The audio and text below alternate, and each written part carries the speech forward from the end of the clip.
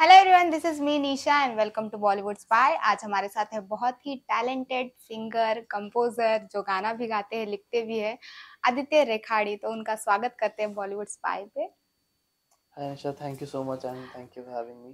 Okay, interview start करने हाँ से जी, पहले मैं आपसे एक सवाल पूछूंगी कि आपका एक गाना आया है हाल ही में, हमदम। बिल्कुल। वो बहुत ही खूबसूरत है, तो उसके पीछे का थॉट, इंस्पिरेशन क्या था कि ऑडियंस इतना ज्यादा प्यार कर रही है उस गाने को? तो क्या सोच के आपने वो लिखा था?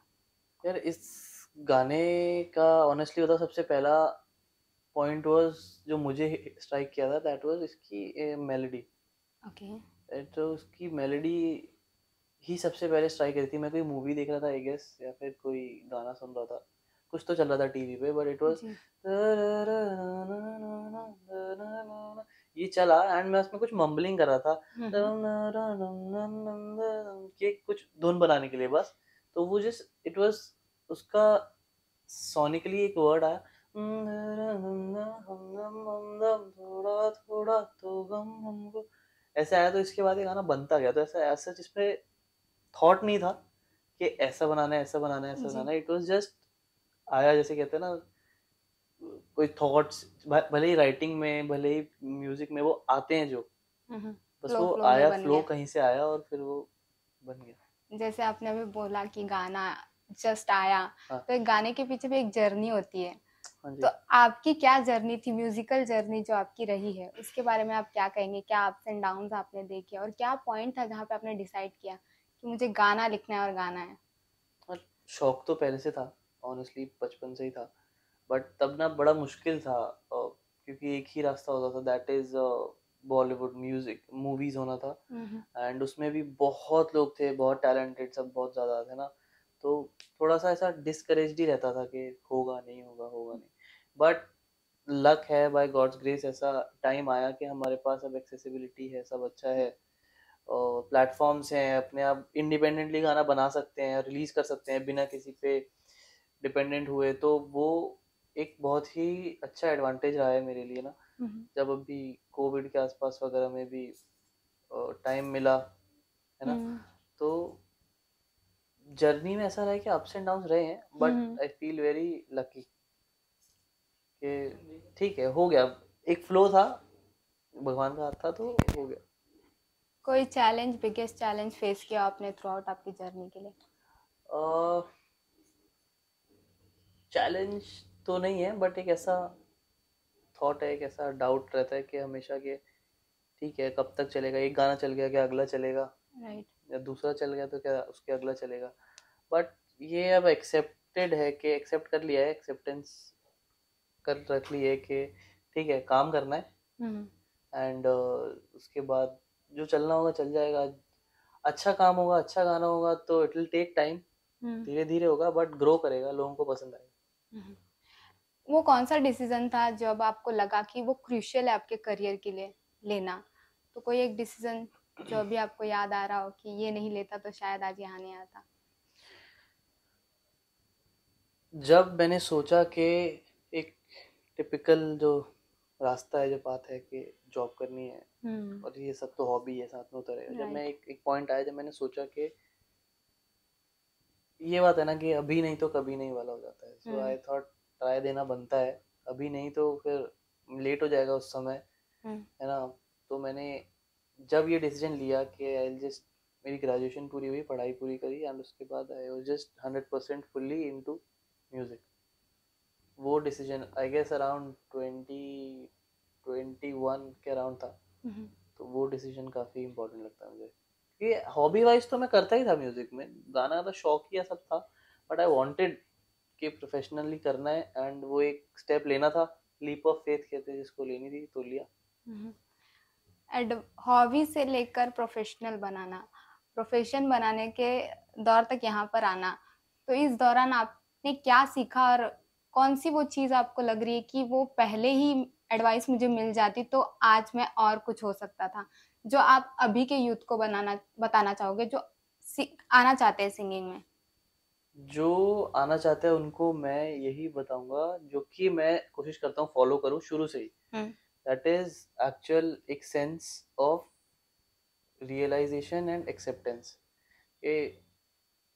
हम अपने ही दिमाग में ना हवा में रहते हैं कि हमने जो किया बहुत अच्छा है, बहुत बहुत अच्छा है, बहुत अच्छा है, क्योंकि हमारे अराउंड के लोगों को, आसपास के लोगों को पसंद आता है। राइट। सब दोस्त या घर परिवार वाले कह देते हैं वाह भाई बहुत अच्छा है, ऐसा ऐसा है ना, तो एक हो सकता है अच्छा हो सकता है कि अच्छा नहीं भी हो, बट अगर अच्छा है तो इज इट गुड इनफ, या उसमें इम्प्रूवमेंट की जरूरत है। एक सेंस ना रियलाइजेशन अपने आप को अपने लिए होनी चाहिए। दूसरे से पूछना, एक रिव्यू लेना तो अच्छी बात है, बट अपने लिए भी होना चाहिए कि हाँ ठीक है, ये मैंने वो काम किया है। कई बार ऐसा होता है कि लोग अच्छा कह देते हैं, बट हमको लगता है कि नहीं कुछ कमी राइट। है ना, तो वो एक सेंस होना चाहिए, सेल्फ क्रिटिसाइजिंग होना चाहिए इंसान को, बट लिमिट तक, क्योंकि वो फिर ऐसा जाता है, हर चीज को क्रिटिसाइज करता रहूंगा तो कभी कुछ बनेगा ही नहीं। ऐसा लगेगा एक गाना बन गया, उसको क्रिटिसाइज कर रहा हूँ कि इससे बेटर हो सकता था, कुछ बेटर किया, फिर कर रहा हूँ कि इससे बेटर हो सकता था, तो ये तो साइकिल रुकेगी नहीं। तो we should also know when to stop and हाँ, ये मोटा मोटा ऐसा। एक सिंगर को ये पूछना कि कोई गाना आपका सबसे करीब हो, बहुत गलत होगा, लेकिन मैं फिर भी आपसे पूछूंगी कि कोई ऐसा गाना या परफॉर्मेंस जो आपके दिल के बहुत ज्यादा करीब हो। आ, सारे ऐसे करीब तो ऐसा कुछ नहीं है, बट मैंने खुद के गानों की बात करूँ तो पहले मैं नहीं कहता था कि कोई मेरा फेवरेट है या कैसा है, बट अभी एक गाना आया था मेरा पारो नाम से। वो मुझे लगता है कि राइटिंग वाइज, और किसी चीज़ की बात नहीं करूँगा, राइटिंग वाइज वो मेरा मे बी सबसे अच्छा काम होगा अभी तक का। मैं अभी पारो की बात करने वाली थी। वो लुक, वो जो गाने में आप निकलते हो, बारिश गिर रही है, एस्थेटिक लुक दे रहा है।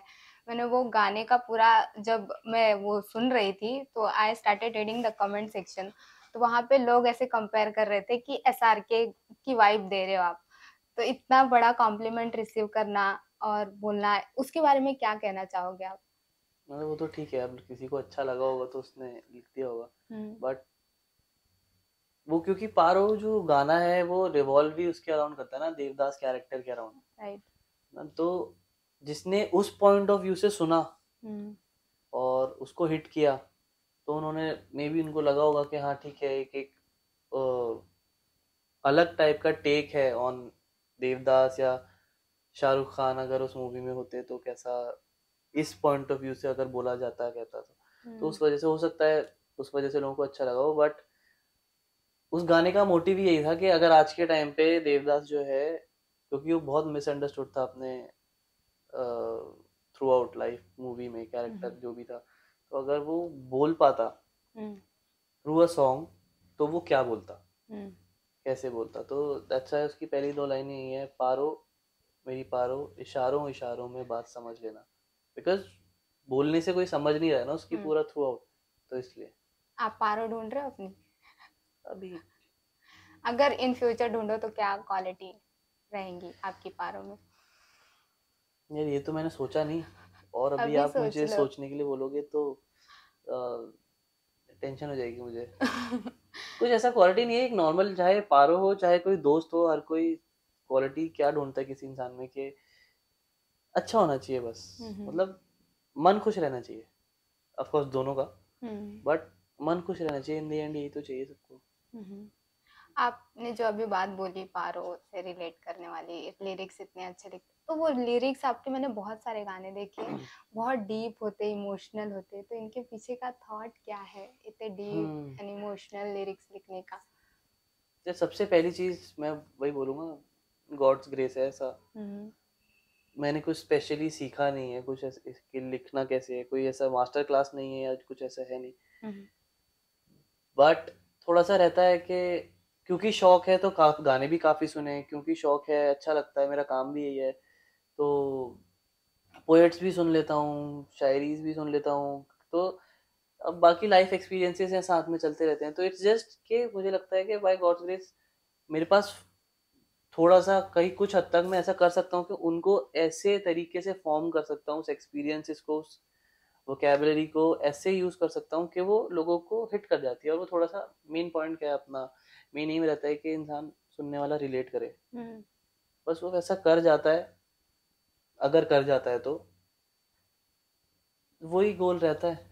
बाकी ऐसा कुछ स्पेशल तो किया है नहीं, ना कोई स्पेशल ऐसा एक्सपीरियंस है, थ्रू आउट है जो भी है, मतलब ऐसा नहीं कह सकते कि एक इस चीज की वजह से ही ऐसा है, जी। थ्रू आउट है, आज तक जो एक्सपीरियंस रहा है, आज के आगे जो मैं एक्सपीरियंस होगा लाइफ में, जो भी होगा हम्म, वो अगले गाने में काम आएगा। हम्म। तो म्यूजिक की बात की जाए, मतलब म्यूजिक इंडस्ट्री के, तो पहले के जमाने के जो म्यूजिक थे, 90s की बात की हाँ, जाए या 80s की बात की जाए, उनमें और आज में आप कितना डिफरेंस देख रहे हो, और आपके पर्सनल थॉट्स क्या है इसके ऊपर, कि वो अच्छा है या बुरा है या कुछ गलत है, इम्प्रूव हुआ है, हर तरीके से अगर देखा जाए।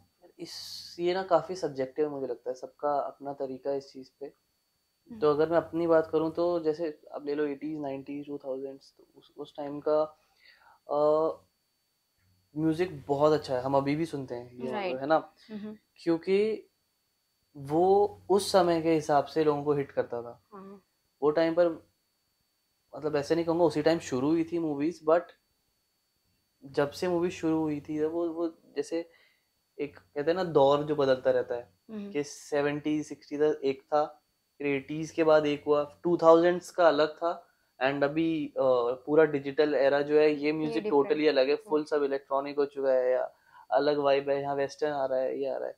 तो गलत कुछ नहीं है, बस लोगों के टेस्ट बदल गए हैं हम्म। थोड़े से। बट मुझे लगता है इन द एंड, चाहे वो पुराना गाना हो चाहे नया गाना हो, जो इंसान को हिट करेगा ना, जिससे इंसान रिलेट कर पाएगा, वो चलेगा। आज भी हम सुनते हैं 50 60 साल पुरानी गजल गाने, हम्म। कवालियां सुनते हैं लोग आज भी, है ना? और साथ में नए गाने भी सुनते हैं। कौन से डिपेंड्स। पसंद है आपको पुराने में, गाने में? पुराने ऐसे मैं आपको नाम तो नहीं बता सकता, बट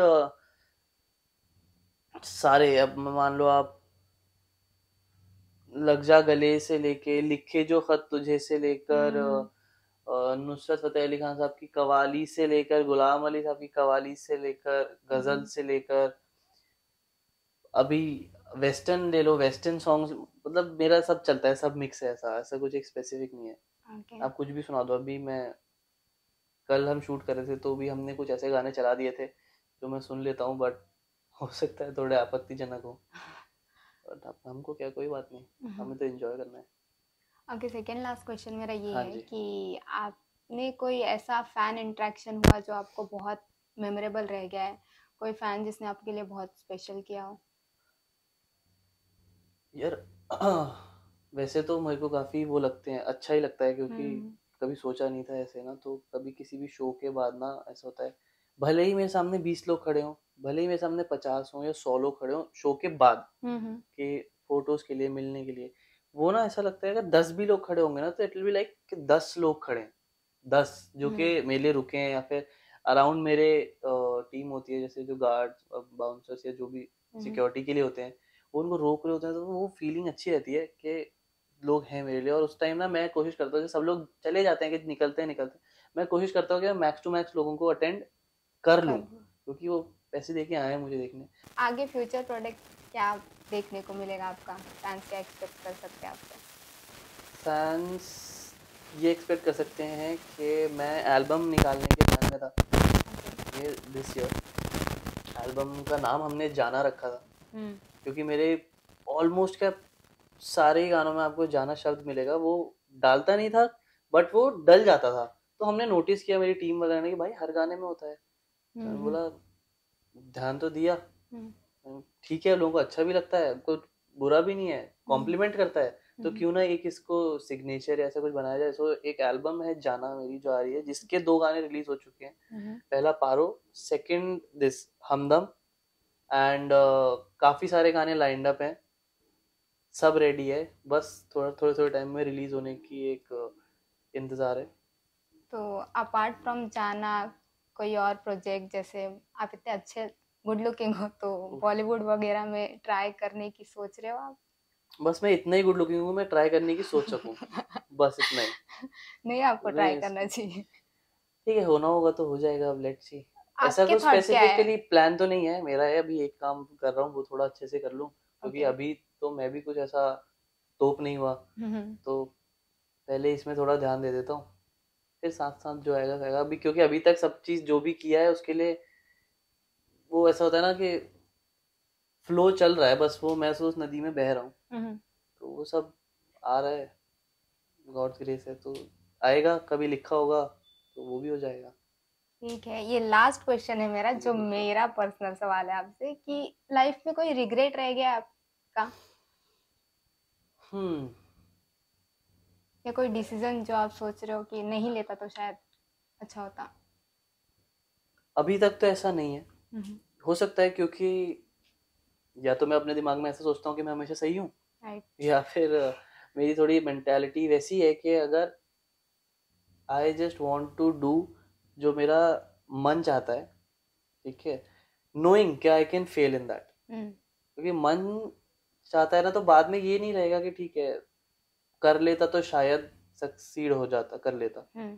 ठीक है, अगर पहले से पता है कि फेल हो सकता हूँ, ठीक है, और if it is worth trying hmm. तो कर लेना चाहिए, ऐसा मुझे लगता है। उसके बाद रिग्रेट नहीं रहता। डर उसके के बाद आगे अगर जीत। आपको कहीं वो होता है ना, जैसे कि बहुत ही ट्रैक करने गया कोई, हम्म। ठीक है, लेकिन वो ट्रैकिंग पे जो सोचा था वैसा व्यू नहीं मिला, या कुछ मान लो, हो सकता है ट्रैकिंग का ट्रैक खत्म होने के बाद बहुत अच्छा व्यू मिले, हो सकता है उतना अपीलिंग ना हो, उतना प्लीजिंग ना हो, लेकिन उस ट्रैक में थ्रू आउट जब तक आप वहां पहुंचे, हम्म। तब तक आपके मन में आपको कितनी खुशी थी कि मैं वहां जाके ऐसा करूंगा। इमेजिनेशन जो थी आपकी, रास्ते में आपने जो एंजॉय किया दोस्तों के साथ, ये फलाना फलाना, तो वो प्रोसेस भी इतना अच्छा होता है ना कि if it is worth trying you should try. तो रिग्रेट एग्जैक्टली रहता भाई। नहीं है। तो एज ऑफ नाउ मुझे नहीं लगता कि कोई ऐसा है जो that I can think of, okay. And I wish कि ऐसा हो भी नहीं फ्यूचर में। We too wish. Thank you. ठीक है। ओके, तो जाते जाते वो फैंस को क्या कहेंगे जिन्होंने आपने इतना प्यार दिया है? एंड मैं एक रिक्वेस्ट करूंगी कि आप वो पारो का 2 लाइन गा दे, क्योंकि मुझे वो गाना बहुत पसंद है। श्योर, ठीक है। हाँ। तो सबसे पहले जितने भी मुझे सुनते हैं, मेरे गाने सुनते हैं, तो सिंपल बात इतनी सी कि अभी तक जैसे प्यार करना करा है वैसे ही करना है, और ज़्यादा करना है। क्योंकि इतना भी नहीं सोचा था, ये तो बहुत सारा है, पर अब आ ही रहा है तो फिर रुकना क्यों है। हम्म। तो करते जाओ करते जाओ। एंड फॉर पारो, जो मेरा फेवरेट पार्ट है पारो हम्म। का, सेकंड हाफ में आता है, दैट इज कि अब कुछ होश नहीं है, तू मुझको पिला देगी क्या, मैं पी कर जो भी कहूँगा, तू सुबह भुला देगी क्या, तू बाहों में रख ले दो पर, फिर चाहे दूर हटा दे, मैं गोद में रख लूं अगर सर, तो मुझको सुला देगी क्या, जाती नहीं तेरी यादें कसम से कि दिल का भरम है तू, बाकी नहीं अब कोई शर्म, जाना एक धर्म है तू, जो कहती थी मत पियो ना मेरी जान जहर है ये, उसे देखता हूँ कोई गैर छुए, अब और जहर क्या पियो। वाह। ये पार्ट है जो मेरा भी फेवरेट है, बट अच्छा है। थैंक यू सो मच अपना कीमती वक्त देने के लिए, और ये गाना मुझे सुन के सामने और भी ज़्यादा अच्छा लगा। Thank you, thank you thank so you for much. Having me. कीमती वक्त नहीं था, मैंने आराम ही करना था, सो ही रहा होता मोस्ट प्रॉब्ली मैं, और कुछ नहीं, but thank you for having me, thank thank you you so so much. Much.